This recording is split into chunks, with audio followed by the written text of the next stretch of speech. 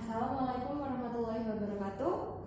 Pada kesempatan kali ini kita akan mereview materi-materi yang sudah kita pelajari di kelas 1 selama semester 2 ya, sebagai latihan semesteran juga. Nah, bab yang pertama itu tentang larutan elektrolit ya. Review materi, kalau larutan elektrolit itu adalah larutan yang dapat menghantarkan listrik. Larutan non-elektrolit berarti larutan yang tidak dapat menghantarkan listrik. Kemudian larutan elektrolit itu dibagi menjadi dua ya, larutan elektrolit kuat dan larutan elektrolit lemah. Kalau yang elektrolit kuat, dia larutan yang menghantarkan listriknya itu semakin kuat, maksudnya mudah menghantarkan listrik. Nah, kalau yang elektrolit lemah, dia itu sukar menghantarkan listrik, tapi bisa menghantarkan listrik ya. Beda sama non elektrolit. Kalau non elektrolit dia tidak bisa menghantarkan listrik. Nah, udah reviewnya. Terus sekarang pertanyaannya yang pertama, kelompokkan senyawa berikut yang semuanya merupakan elektrolit kuat. Ya, nomor 1. Jadi nomor 1 yang diminta itu larutan elektrolit kuat. Nah, larutan elektrolit kuat ini terdiri dari apa saja? Larutan elektrolit kuat, review di sini ya. Elektrolit kuat dia terdiri dari asam kuat. Asam kuat itu contohnya HCl, HBr, H2SO4, HNO3 dan lain-lainnya, bisa dicek lagi catatannya. Kemudian basa kuat. Nah, basa kuat ini adalah basa yang berasal dari logam golongan 1A dan 2A ya. Contohnya kalau golongan 1A dia NaOH, KOH, LiOH gitu ya. Kalau golongan 2A MgOH2, CaOH2, ini SrOH2 dan lain-lain gitu ya. Pokoknya kalau basa kuat dia dari golongan 1A dan 2A. Habis itu contohnya elektrolit kuat lagi adalah garam dari asam kuat dan basa kuat. Jadi garam yang terbentuk dari campuran asam kuat sama basa kuat. Misalkan HCl sama NaOH. Ketika bersenyawa dia akan menghasilkan larutan NaCl. Nah, garam dapur NaCl itu termasuk elektrolit kuat. Terus kemudian misalkan ada HBr dicampur sama KOH, berarti jadinya KBr gitu. Pokoknya garam yang terdiri atau berasal dari asam kuat sama basa kuat dia masuk elektrolit kuat. Gini ya. Ini contohnya elektrolit kuat.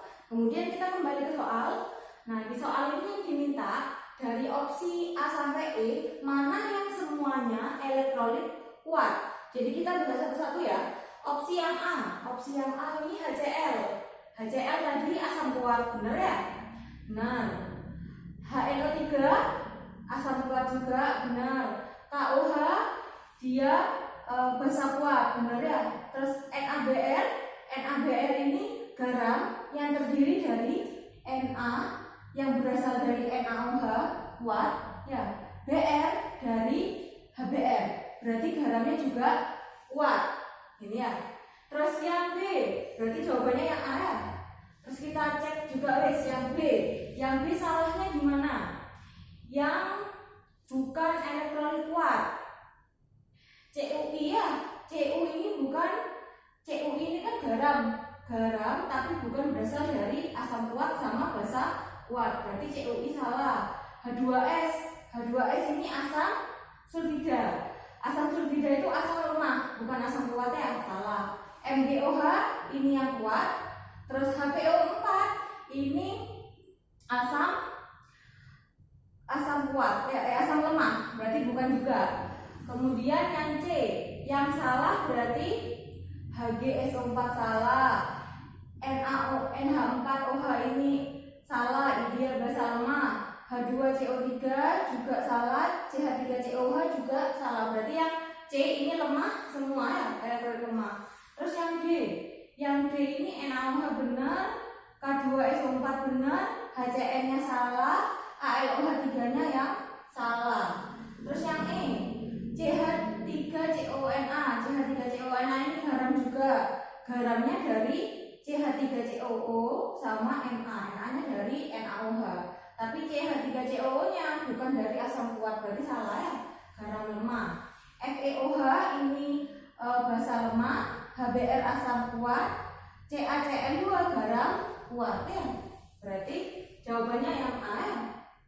Nah, kemudian yang nomor 2.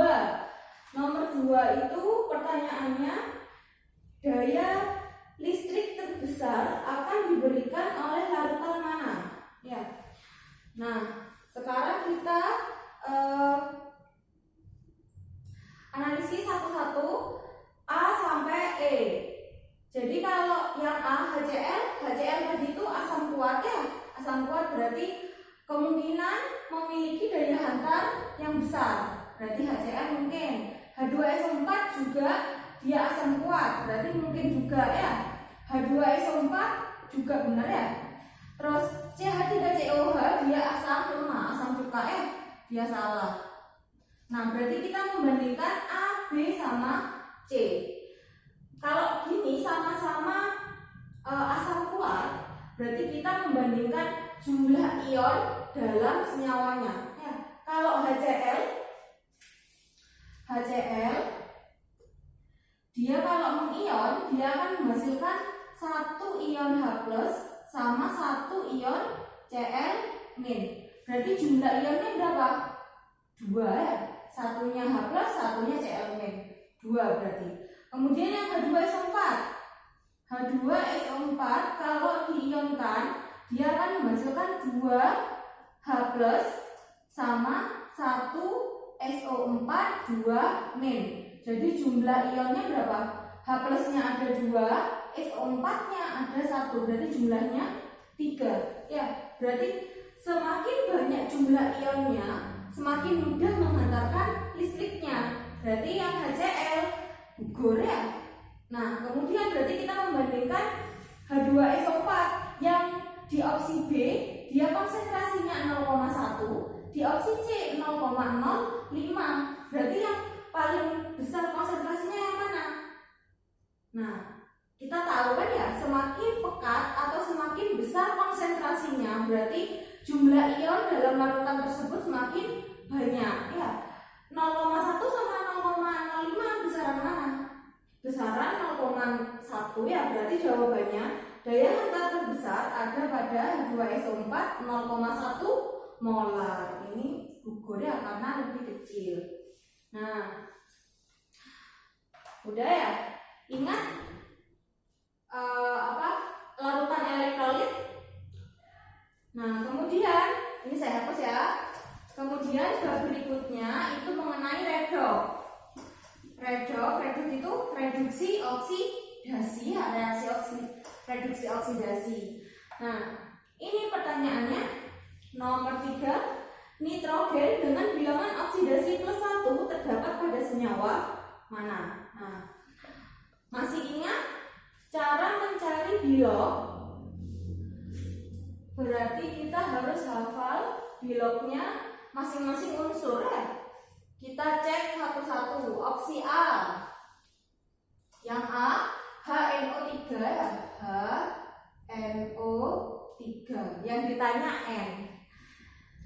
Kalau hidrogen berapa bilognya? Karena hidrogen itu golongan 1A, berarti bilognya +1 ya. Berarti hanya itu +1 ditambah N. Kita kan mencari N ya. Terus O nya itu berapa bilognya O? bilog O itu min 2. Min 2 terus dikali sama jumlah O dalam senyawanya. Jumlah O dalam HNO3 ternyata 3. Berarti min 2 dikali 3, min 6. Ini sama dengan jumlah total muatan senyawanya. Ternyata senyawanya tidak bermuatan ya. HNO3 kan kalau muatan itu ada ditaruh di atas gini kan ya. Nah, karena ini tidak bermuatan berarti total muatannya sama dengan 0 ini. Kemudian kita mencari N, berarti N sama dengan yang sini pindah ruas ya. Pindah ruas berarti tandanya berubah. Yang minus jadi plus, yang plus jadi minus. Min 1 berarti N di sini jumlah bilognya plus 5. Nah, berarti bukan yang diminta ya. Bukan. Berarti kita coba lagi yang B. Yang B N2O4. N2O4. Nah, kita mencari N. N-nya pada senyawa ini berapa jumlahnya? 2 ya. Berarti kita tulis 2N ini. Kemudian ditambah bilognya O. Tadi bilognya O berapa? Min 2. Min 2 dikali 4 berarti min 8. Total muatannya 0 ya, sama dengan 0. Berarti 2N sama dengan plus 8. N sama dengan 8 per 2 sama dengan plus 4. Ternyata plus 4, bukan juga ya. Kemudian yang C. Yang C NO. NO. N berapa tadi? N yang kita cari ya. N habis itu O. O tadi min 2. Berarti min 2. Total muatannya sama dengan 0 ya. Berarti N sama dengan plus 2. Berarti bukan juga. Terus yang D. N2O ya. N2O. Berarti kita mencari 2N min 2 ya. Sama dengan 0. Kemudian 2N sama dengan ini pindah ruas jadi plus 2. Berarti N sama dengan 2 per 2 sama dengan plus 1. Nah, jawabannya berarti yang D ini. Nah, kalau yang E berapa? Gimana E? NH 3. N-nya yang dicari ya. N habis itu H tadi golongan 1A. Berarti plus 1 dikali 3, jumlahnya 3 karena ya 1 plus 3 berarti sama dengan total muatannya 0. Berarti N di sini muatannya ini pindah ruas min 3. Nah, gini ya. Ingat ya mencari bilog. Kemudian pertanyaan berikutnya, pada reaksi 2H2S plus SO2 menjadi 3S plus 2H2O, bilangan oksidasi sulfur berubah dari berapa menjadi berapa? Ya, sulfur apa? Sulfur ini S ya. Berarti yang diminta pada reaksi ini S-nya itu berubah bilognya dari berapa menjadi berapa.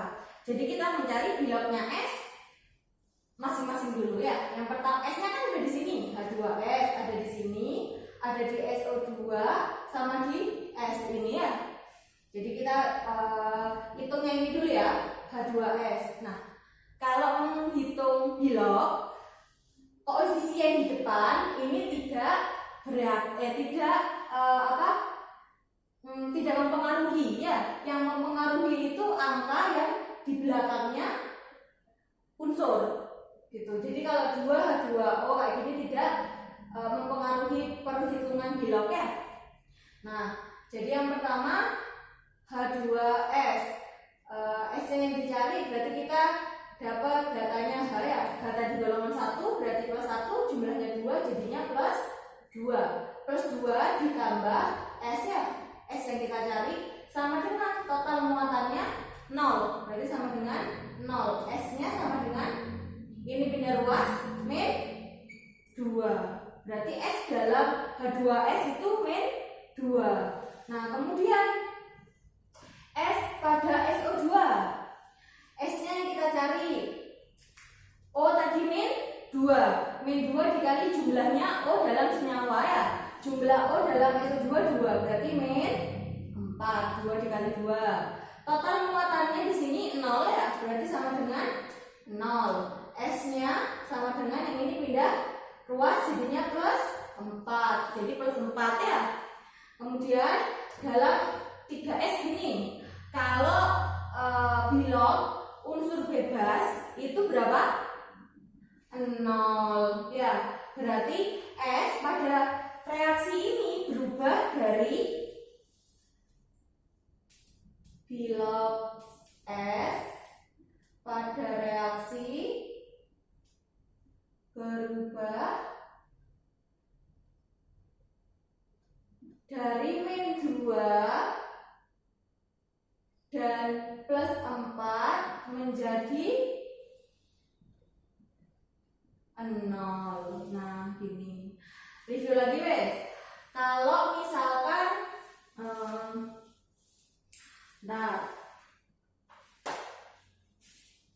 ini sebenarnya. Kalau perubahan bilog dari min 2 ke 0, dia mengalami apa? Min 2 itu ke 0, dia mengalami kenaikan apa penurunan bilog? Min 2 ke 0 kenaikan ya. Kenaikan berarti dia mengalami oksidasi. Gini ya. Nah, kalau ini yang plus 4 menjadi 0, dia mengalami penurunan bilog. Namanya apa? Reduksi. Gitu ya.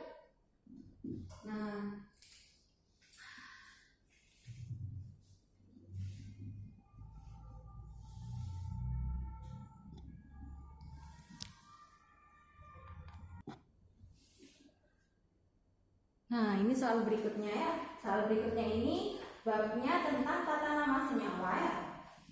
Jadi yang pertama, selanjutnya itu tulislah rumus kimia dari unsur A sampai J ya. Jadi sudah ada namanya, kita disuruh menuliskan rumus kimianya. Nah, jadi kita baca satu-satu. Yang A, magnesium sulfida. Apa magnesium? Magnesium itu Mg ya. Mg, sulfida itu S.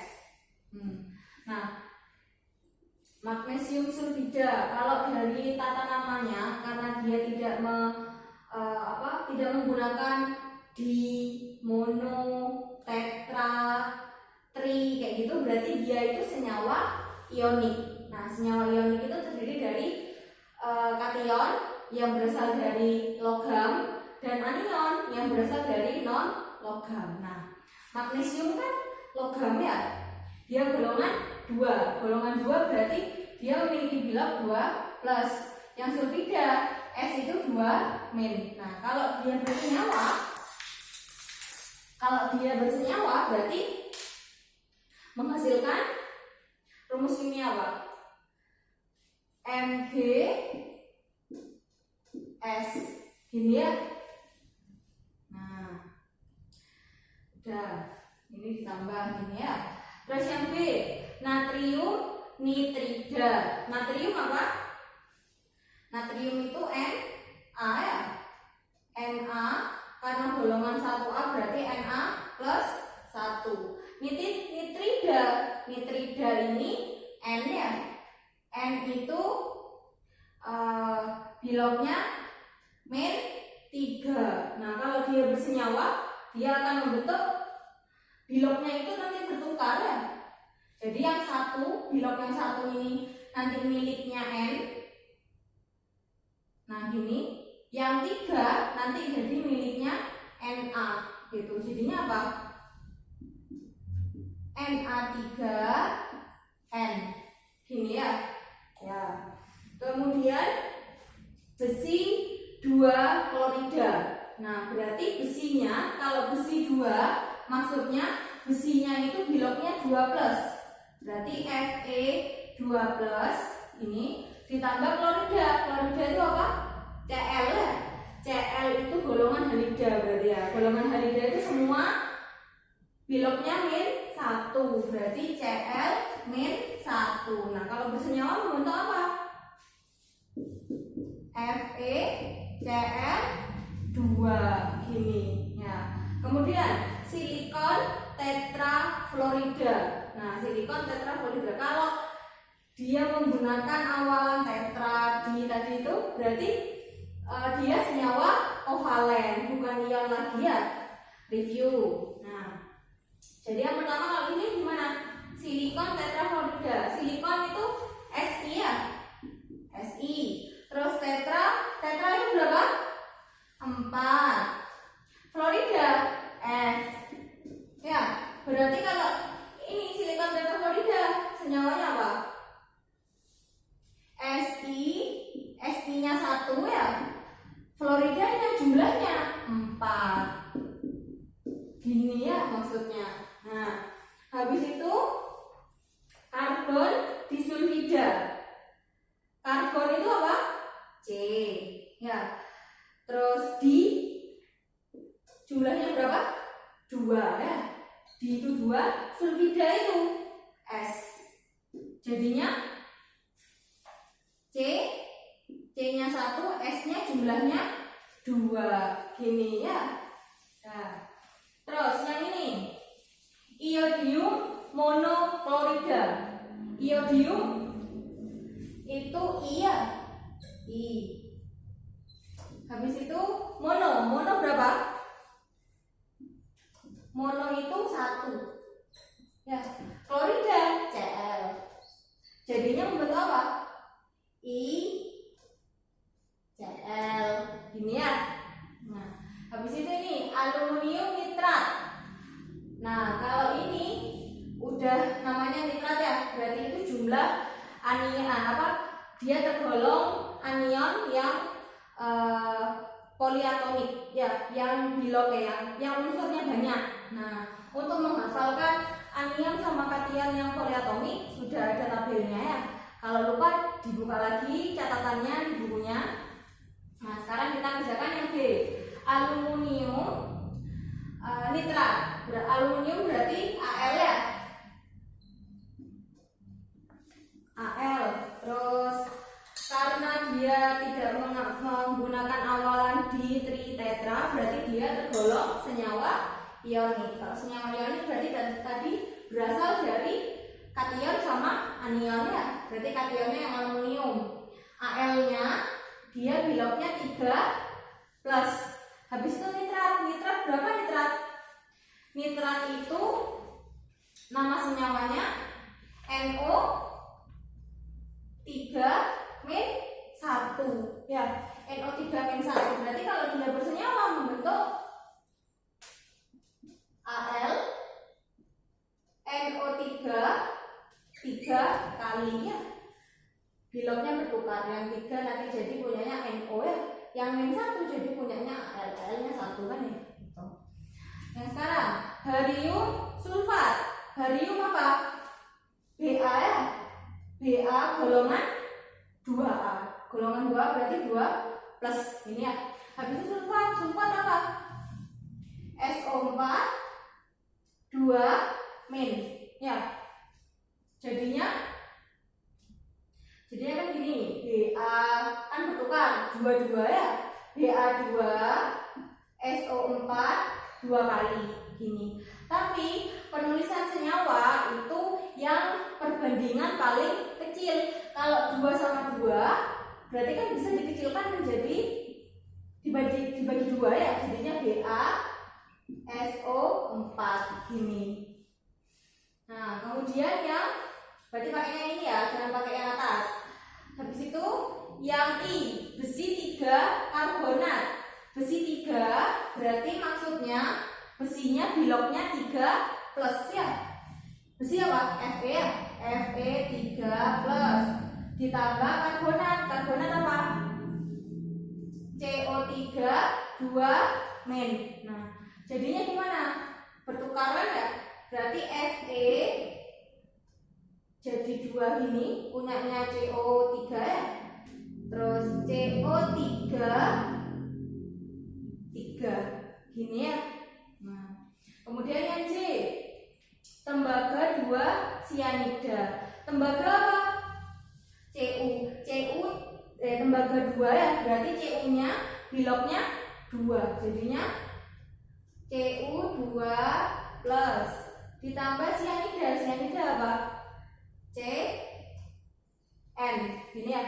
Nah, kalau bersenyawa dia membentuk senyawa apa? Cn. Cn itu Cn min ya, min 1. Jadinya Cn2 gini ya. Nah,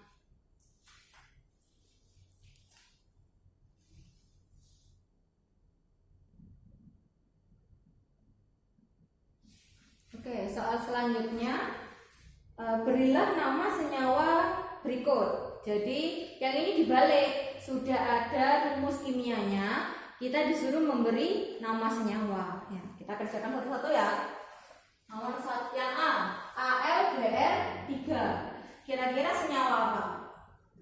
Nah, kalau untuk memberi nama itu yang pertama memang harus mengetahui dia senyawa kovalen atau ionik. Ya, jadi kita tahu gimana caranya memberi nama. Soalnya beda. Setiap senyawa kovalen itu gimana caranya, ionik gimana caranya kan beda-beda ya. Nah, semester lalu kan kita sudah tahu gimana caranya menentukan dia senyawa yang berikatan ionik atau kovalen. Nah, yang A kira-kira ini senyawa apa?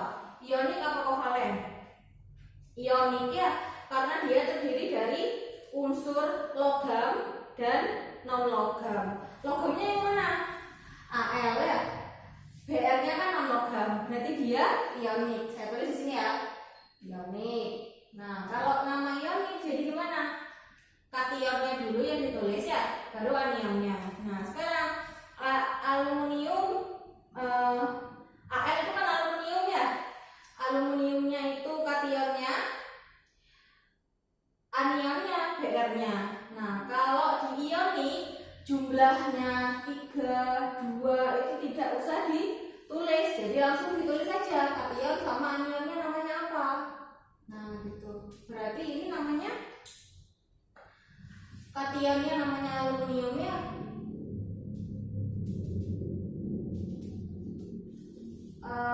Anionnya namanya bromida.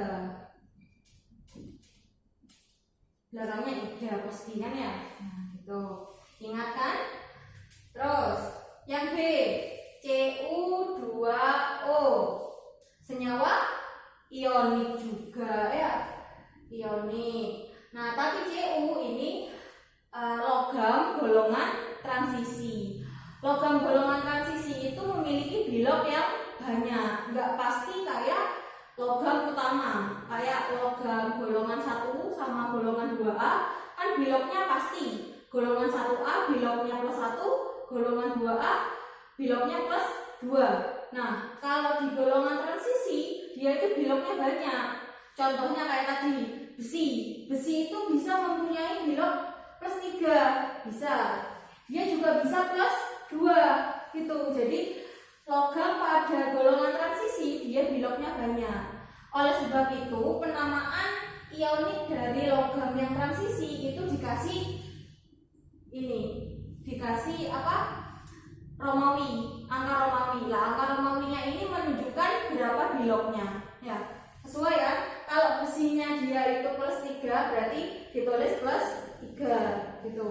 Kalau gini, kalau Romawi 2 berarti Cu-nya plus 2. Kalau 2 gini ya. Nah, kalau yang ini gimana? Cu. Tadi kita tahu kan ya, O itu berapa biloknya? -2 ya. Berarti 2-nya ini punyanya O. Kan tadi dibalik kan ya, caranya memberi nama kan kayak gini. Jadi biloknya Na nanti menjadi miliknya N, biloknya N jadi miliknya Na. Nah, berarti kalau di sini 2 yang di bawahnya Cu dia miliknya O, 1 miliknya Cu, berarti Cu-nya plus 1. Nah, jadi pemberi namanya gimana? Tembaga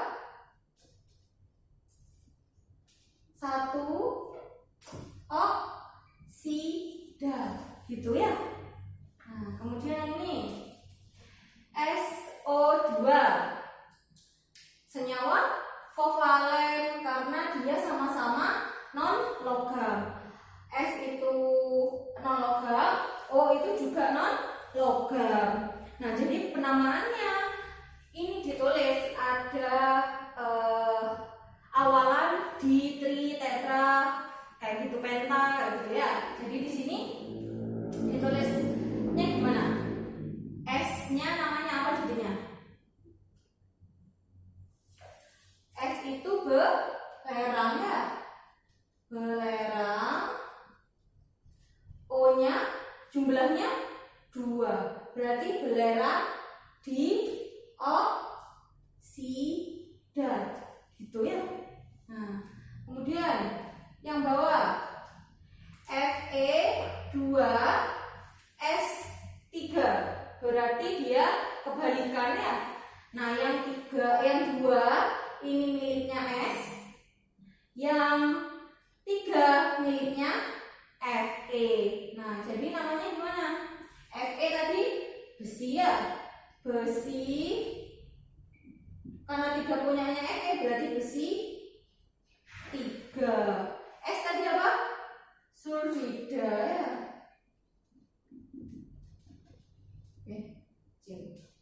Nah, gitu. Terus yang E, CaClO2.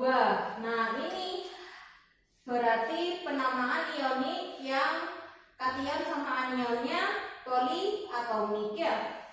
CaClO2. Nah, berarti kita harus tahu namanya ClO2 ini apa? ClO itu hipoklorit ya. ClO ini hipoklorit, Ca-nya ini duanya tuh punya Ca ya, berarti namanya apa? Ca itu kalsium ya, kalsium hipoklorit ini ya. Jadi lihat aja di tabel anion kation yang poliatomik. ClO itu ClO-1 itu namanya hipoklorit gitu ya. Nah, kemudian yang F, Fe2SO4 3 kali. Berarti tadi juga poliatomik ya. 2-nya punyanya SO4, 3-nya punyanya Fe. Nah, berarti namanya gimana?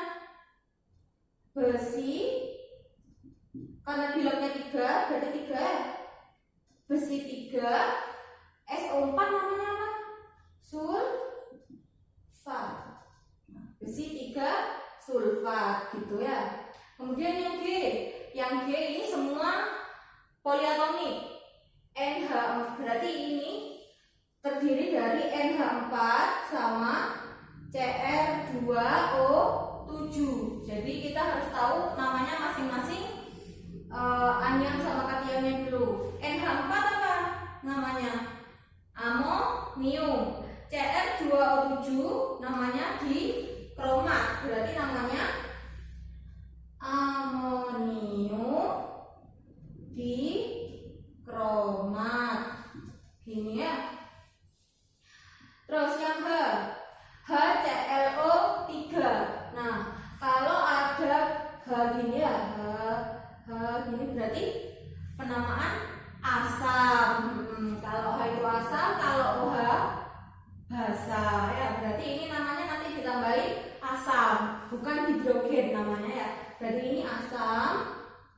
Terus namanya anionnya apa gitu. Terus yang ini juga, ini asam, nama anionnya ini apa gitu. Nah, sekarang ClO3 itu namanya apa?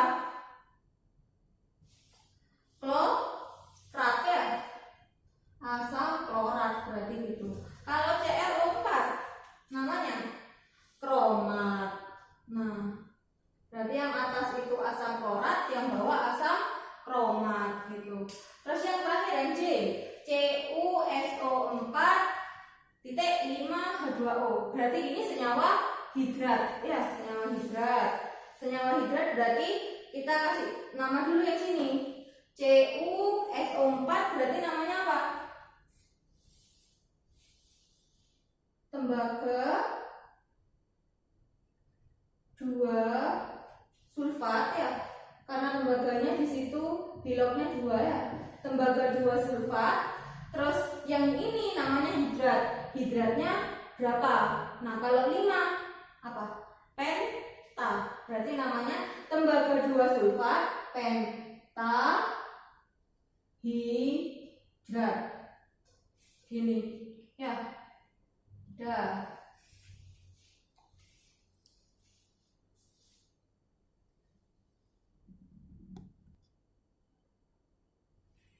Nah, selanjutnya ini materi tentang perhitungan hukum dasar kimia sama stoikiometri ya. Nah, nomor 7 sekarang berarti ya. Nomor 7 ini tentang perhitungan kimia dari hukum dasar kimia. Nomor nomor 7, pupuk urea MR-nya 60 sebanyak 30 gram dipisahkan menjadi unsur-unsurnya. Jika diperoleh 14 gram nitrogen, AR-nya N itu 14, jumlah atom N dalam suatu molekul urea adalah berapa? Jadi di sini diketahui ada pupuk urea ya. Nomor 7 ada pupuk urea. Nah, pupuk ureanya ini MR-nya 60. MR-nya 60. Habis itu masanya 30 gram. Nah, habis itu di dalam pupuk urea ini ada nitrogennya.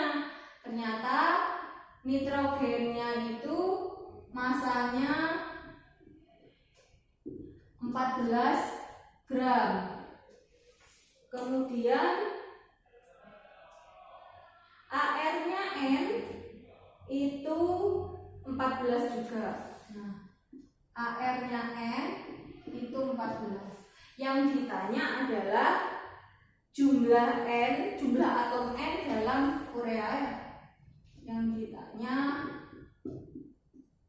jumlah atom N dalam urea. Nah, berdasarkan yang diketahui, kan yang di sini diketahui MR-nya senyawa, terus MR-nya masanya senyawa, masanya N yang ada dalam pupuk urea sama AR-nya N ya. Jadi kita menggunakan persamaan yang ini, massa N itu sama dengan AR-nya N dikali jumlah N dalam senyawa ya, per MR senyawanya itu urea. Oh, ini jumlah N dalam urea ya, dikali massa urea. Ini ya, ini persamaannya. Jadi kita masukkan masanya N berapa? Ternyata diketahui 14 sama dengan AR-nya N 14. Jumlahnya N yang ditanya, berarti saya misalkan X ya, 14X ini ya, per MR-nya urea 60 dikali masanya urea berapa? 30 30 ya, 30. Berarti X-nya gimana mencarinya? X sama dengan 14 dikali 60 per 14 per ini, terus 30 kali 14 ini ya. Ini habis, yang ini 2. Berarti jumlahnya sama dengan 2 ya. Di N di dalam urea jumlahnya 2. Jadi jawabannya yang B gitu ya. Bisa ya. Kemudian nomor 8. Suatu oksida unsur logam bervalensi 2 mengandung 80% massa unsur tersebut. Jika massa atom relatif oksigen itu 16, maka massa atom relatif unsur tersebut adalah berapa? Berarti ini yang nomor 8. Nah, diketahui ada oksida logam ya. Oksida logam itu berarti maksudnya logam berikatan dengan oksigen. Nah, ternyata logam yang berikatan sama oksigen bervalensi 2. Kalau logam tadi bilognya pasti plus ya. Kalau valensi 2 berarti misalkan logamnya L ya namanya ya.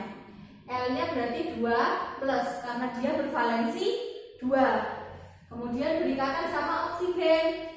Oksigen itu 2 min ya, berarti dia membentuk senyawa LO. Gini ya. Nah, kemudian ternyata massa unsur tersebut 80%. Berarti di dalam LO L-nya itu logamnya itu 80% ya. Berarti misalkan di sini persen massa ya. Nah, kalau LO itu 100, L-nya itu 80 ternyata. Berarti O-nya 20 gitu kan ya. Nah, kemudian diketahui lagi AR-nya O 16. Yang ditanya apa? AR-nya logamnya ya. AR-nya L ini berapa gitu. Nah, jadi pakai rumus yang ini juga. Tapi ini yang diketahui masanya L. Berarti massa L berarti ini ya. Massa L sama dengan AR L dikali jumlah L per MR LO ya, dikali massa LO. Ini ya. Berarti massa L berapa? 80 sama dengan AR-nya L yang dicari, misalkan X ya. X dikali jumlah L dalam LO berapa? 1 per MRLO. MRLO berarti AR-nya L ditambah O. AR-nya L kan nggak diketahui ya, berarti X ya. X ditambah O-nya AR-nya 16 dikali masanya LO berapa? 100 ya. Nah, berarti X-nya gimana? Berarti ini ya 80 dikali X plus 16 ini sama dengan 100 X. Ini ya. Berarti yang ini 80 X ditambah 80 dikali 16 ini ya, sama dengan 100 X. Nah, yang punya X berkumpul ya, berarti yang ini pindah luas. Berarti ini 80 dikali 16 sama dengan 100x min 80 x ya. Ini 80 kali 16 sama dengan 20 x ya. Nah, berarti x sama dengan 80 dikali 16 per 20. Ini 4 berapa? 16 kali 4 64 ya. Nah, ini berarti AR-nya X didapat 64. Jawabannya yang D gitu. Nah, soal selanjutnya nomor 9. Ini stekiometri ya. Jika pada STP volume dari 4,25 gram gas sebesar 2,8 liter, maka massa molekul relatif gas tersebut adalah, nah, berarti nomor 9 ini ada gas ya, misalkan gas X. Gas X ini pada STP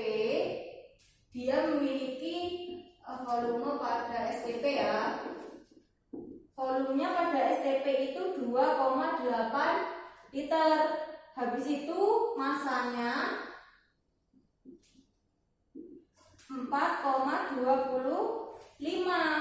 Yang ditanya mR-nya gas E.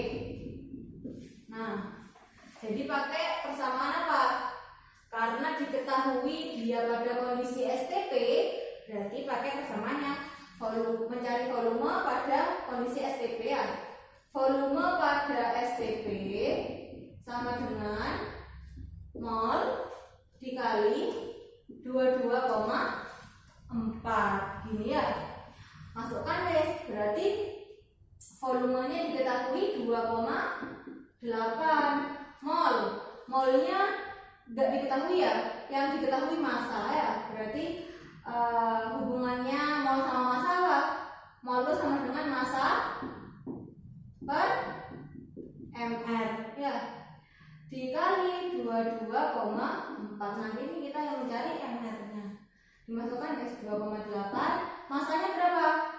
4,25 per mR dikali 22,4. Berarti mR sama dengan 4,25 dikali 22,4 per 2,8 ya. Dari perhitungan ini didapatkan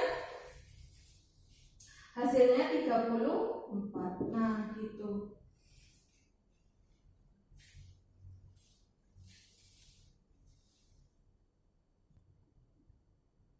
Nah, ini soal terakhir ya, masih stoikiometri.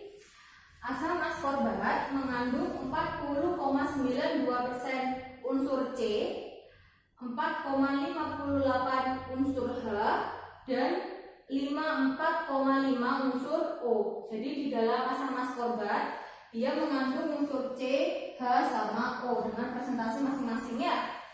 Kemudian jika mR asam askorbat itu 176, tentukan rumus empiris dan rumus molekulnya.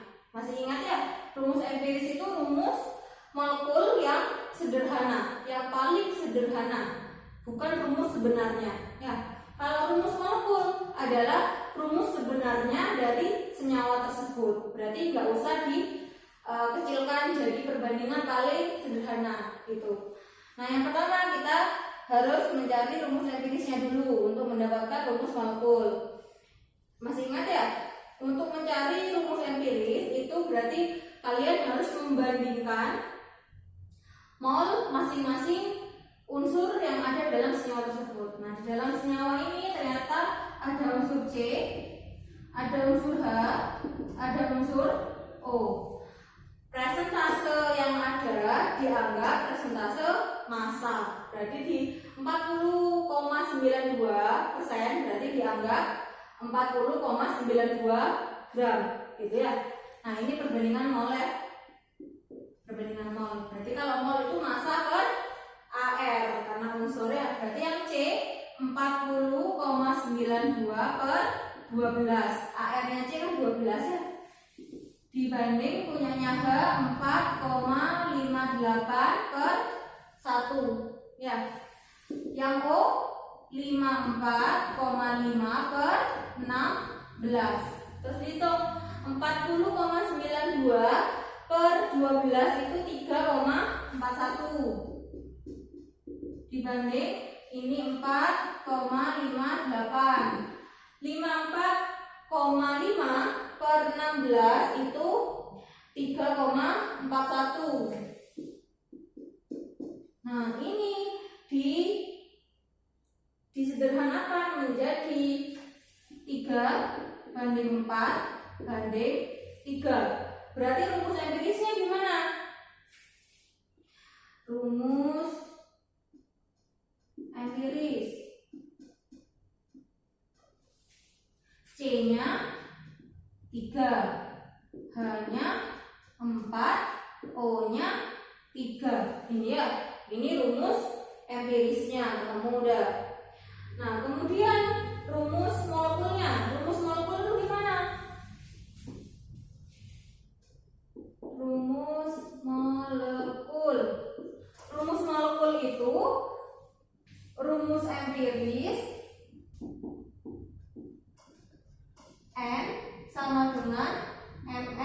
senyawa ya gini ya. Nah, rumus empirisnya ternyata apa di situ? C3 H4O3 N. Ini ya sama dengan MR-nya 176. Kemudian dimasukkan C-nya itu 3 ya, berarti 3 dikali AR C ditambah hanya 4 dikali AR H ditambah O-nya jumlah 3 dikali AR O. Ini N sama dengan 176. Terus hitung sini berapa? 3 dikali 12 ditambah 4 dikali 1 ditambah 3 dikali 16. N sama dengan 176 ya. 3 kali 12 36 tambah 4 tambah 4 8 ya. 176 ya. Kemudian totalnya berarti sama dengan 88.